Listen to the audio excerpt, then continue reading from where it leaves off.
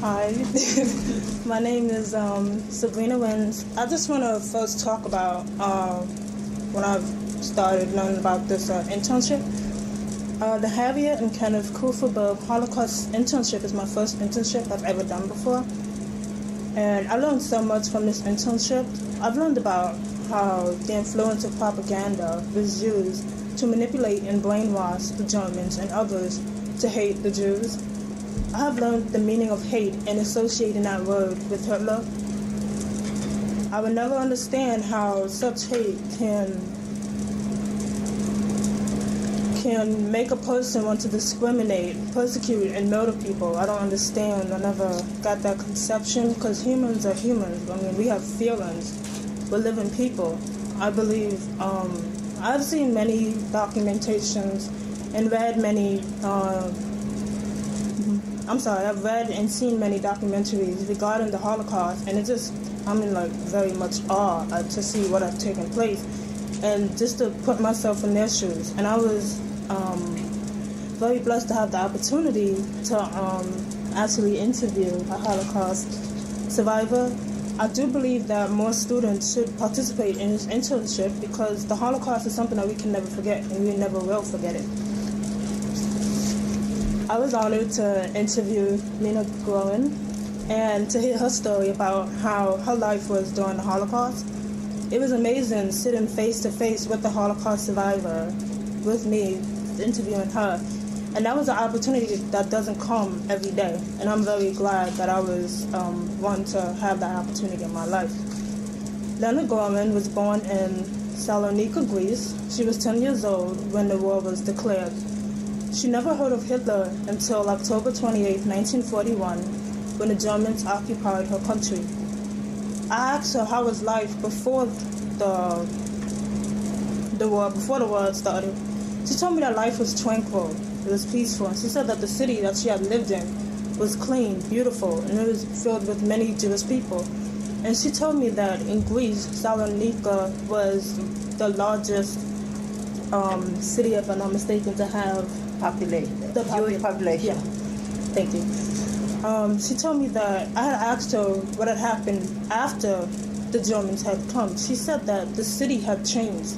She said there was people that felt the greatest fear that they've never felt in their lives. They didn't know whether or not they were going to be able to live that day or where their next meal would come from.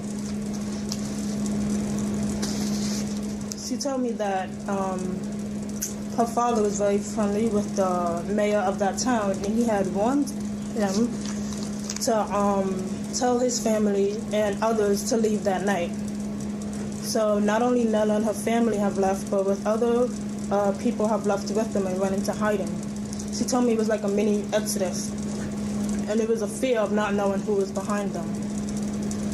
She said in 1941, it was the week of the Passover, and it was very traumatizing and devastating because she had to spend that week of the Passover in a stable with horses, and that's a very important Jewish holiday. Her family was in hiding for 5 years in different places and buildings far from their home in Larissa. The righteous Gentiles in the underground had helped them to seek shelter. And I asked her, was she able to receive any type of education or schooling during her hiding? She said there was no education, no schooling, nothing. She told me how her mom and dad have risked their lives so her and her family, her siblings, could have food and shelter. And also with the righteous Gentiles, they had helped her family and others to overcome malaria, even though there was a scary account of how she almost lost her brother. Lena and her family went through a lot. I asked Lena how did she survive. She said by having faith and hope. With hope, we live. Without hope, we die. She told me that her father said, don't be afraid, we're all together. We are all going to survive. She told me that she was never separated from her family, and now she believed that her and her family would be back in Larissa soon. And I had asked Lena, how was it when she came back? And she said it was a bittersweet time because most of her family and her friends were gone, and her family have tried their best to move on with their lives. I have a poem here. It's called Just a Little Faith by Original Soul. Just a little faith can light your path when everything seems dark. Just a little faith can push you forward to achieve a higher mark. Just a little faith can move a mountain from its place. Just a little faith can assure you that life's challenges you can face. Just a little faith can give you the courage to reach your dream. Just a little faith can restore your confidence and self-esteem. Just a little faith can allow you to soar above the sky. Just a little faith can make you never give up and try, and try. Just a little faith can pull you up from rock bottom straight to the top. Just a little faith can make a dying person once more alive. In a world which treats us as though we're nothing, just a little faith can make us survive. And I just want to say thank you, Lena, Goren, and thank you for everyone else to be able to share your stories with us so we can tell people about what had happened. And so from that point on, Lena Goren came to America, and she had different goals once she arrived in America. Her goals were to find a husband, get married, have children, get a house, get a car, and have money, which she did accomplish all those things. Thank you. In that order. And she has led an impressive life as a designer and an entertainer, and she helped others along the way. Lena told me that something inside of her doesn't let her die for too long. If she falls, she picks herself back up. She said to always accept what you cannot change and do something to make it better. And also, she said if this world would be a better place if we were to treat others the way we want to be treated. I've learned a lot by listening to her story. I truly appreciate having the opportunity and the privilege to be a part of this Holocaust internship. It reminded me of the importance to research again what led up to the Holocaust and what occurred. We must never forget the horrifying and unspeakable persecution and genocide of the Jews by the Nazis. Thank you again for giving me the opportunity to participate in this internship. Thank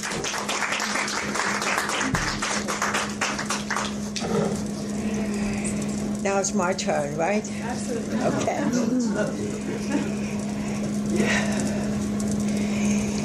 It's very devastating to hear what we all went through, but we did.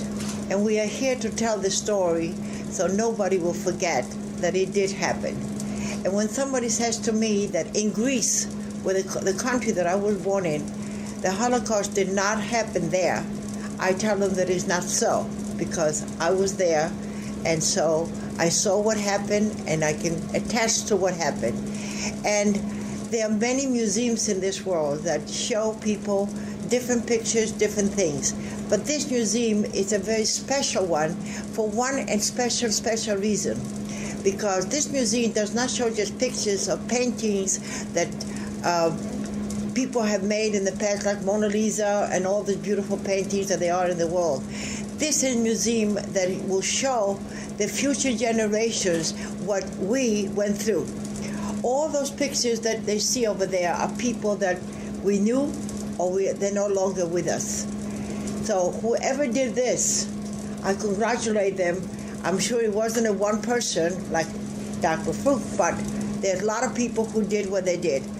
And all I can say is this, I'm very grateful that life is wonderful once you survive and you overcome what has happened to you and your family. Losing all your loved ones is the worst thing that can happen, which I heard you all say the same thing. I lost the entire family on both sides, grandparents, aunts and uncles and cousins and everything. But life must go on. We cannot stay down and be down. With hope we live, without it we die, as Sabrina pointed that out to me. I met Sabrina's mother, and I asked her to come here today, but she wasn't able to. Wonderful mother she has, and she loves her so much.